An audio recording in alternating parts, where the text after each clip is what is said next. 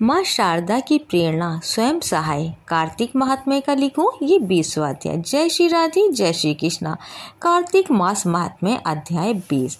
अब राजा पार्थु ने पूछा, हे देवर्षि नारद, इसके बाद युद्ध में क्या हुआ तथा वह दैत्य जलंधर किस प्रकार मारा गया?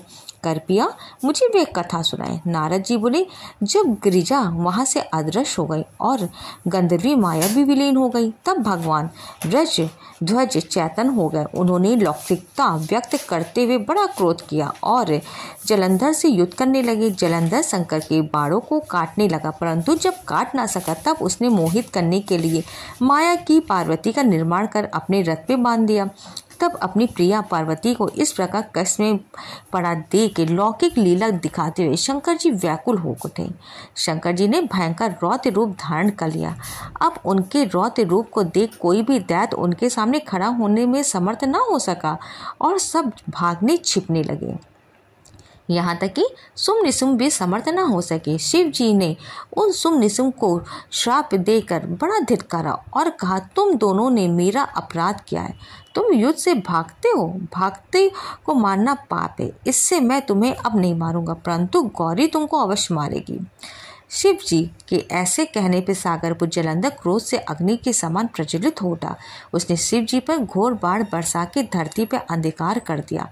तब उस दैत्य की ऐसी चेष्टा देखकर शंकर जी बड़े क्रोधित हुए तथा उन्होंने अपने चरणंगुश से बनाए हुए सुदर्शन चक्र को चलाकर उसका सिर काट लिया।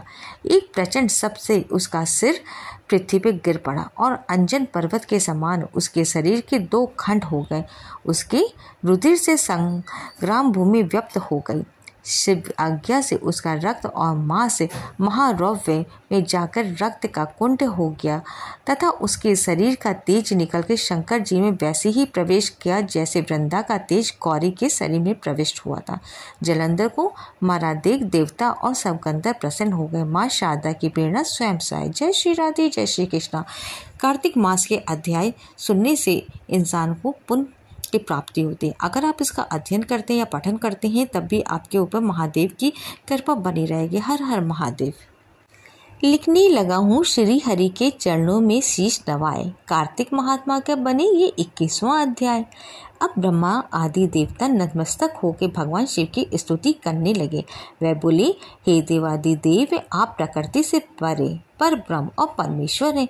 आप निगुण निर्विकार व सबके ईश्वर होकर भी नित्य अनेक प्रकार के कर्मों को करते हैं। हे प्रभु, हम ब्रह्मा आदि समस्त देवता आपके दास हैं। हे शंकर जी, हे देवेश, आप प्रसन्न होकर हमारी रक्षा कीजिए। शिव जी, हम आपकी प्रजा हैं तथा हम सदैव आपकी शरण में रहते हैं।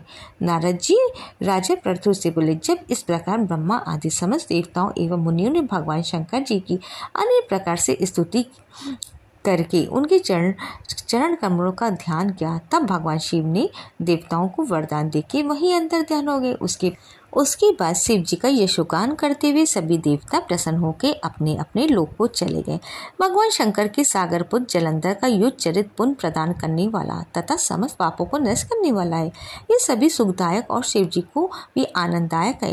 इन दोनों आख्यानों को पढ़ने एवं सुनने वाला सुखों को भोग कर अंत में अमर पद को प्राप्त करता है। जय श्री राधे जय श्री कृष्णा। कमेंट में हर हर महादेव अवश्य लिखिए। महादेव की कृपा श्री हरि के साथ में आपके घर परिवार पे बनी रहेगी।